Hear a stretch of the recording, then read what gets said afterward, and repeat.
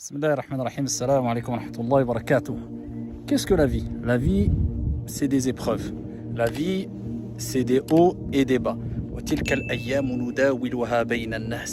Ainsi, Allah subhanahu wa ta'ala fait alterner entre des jours bons et des jours mauvais.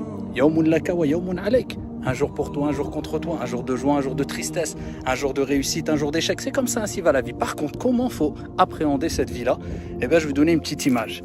Ici, Allah dit dans le Coran, لَقَدْ خَلَقْنَا الْإِنسَانَ فِي كَبَدٍ. On a créé l'être humain ici dans la difficulté, pour une vie d'effort, de lutte. Eh bien, c'est comme ça. C'est dur. Là, vous voyez, c'est une sorte de pente. Hein. C'est dur, ça, on s'essouffle.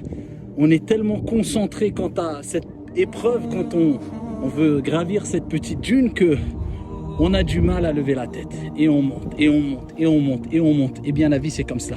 C'est des luttes, on se concentre sur nos épreuves, mais quelquefois, eh bien, il faut savoir lever la tête pour apprécier les choses.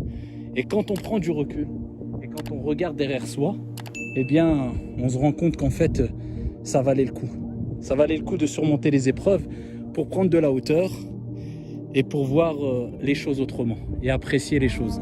Sans épreuve, on ne peut pas apprécier les choses. Wallahi, une des sagesses des épreuves, eh bien, c'est que tu apprécies les choses. C'est que les choses que tu as et que tu négligeais et dont tu donnais aucune importance, avant l'épreuve, après l'épreuve, ils redeviennent sucrés. Tu leur donnes de l'importance. Et c'est une des sagesses des épreuves, pour te rendre compte des bienfaits que tu as entre tes mains. C'est pour ça qu'il est dit, La ya'rifu qadra an-ni'ma illa man faqadaha. Nul ne connaît la valeur réelle d'une chose que lorsqu'il l'a perdue.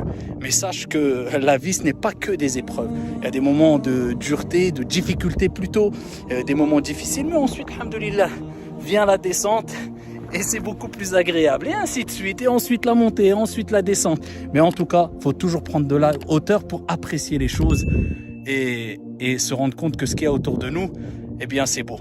Pourquoi? Parce que tout vient d'Allah subhanahu wa ta'ala, le bien comme le mal. Et toutes les épreuves qui viennent d'Allah azza wa jal, ce n'est que beauté, parce que c'est une purification, et c'est ainsi qu'Allah nous élève et nous éprouve afin de savoir si on l'aime vraiment.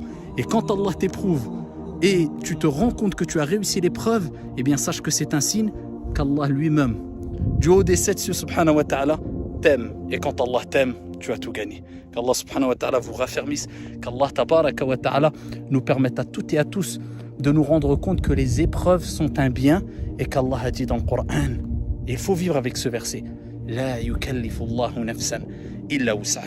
Allah, il n'impose à aucune âme une charge au-dessus de sa capacité. Ce que tu vis, tu peux le supporter, bi'idhnillah.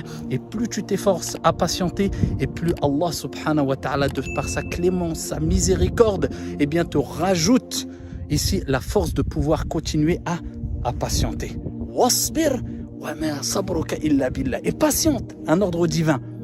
Et tu ne pourras patienter que par la puissance et la sagesse et la miséricorde de ton Seigneur. Donc demande toujours à Allah de te raffermir et répète l'invocation que répétait souvent le prophète alayhi salatu wassalam, pour ne pas glisser lors d'une épreuve et abandonner tous tes principes. Ya muqallib al-qulub, thabbit qalbi ala dinik. Ô toi qui retourne les cœurs, raffermis mon cœur sur ta religion. Amin ya rabbal alamin. Walhamdulillah.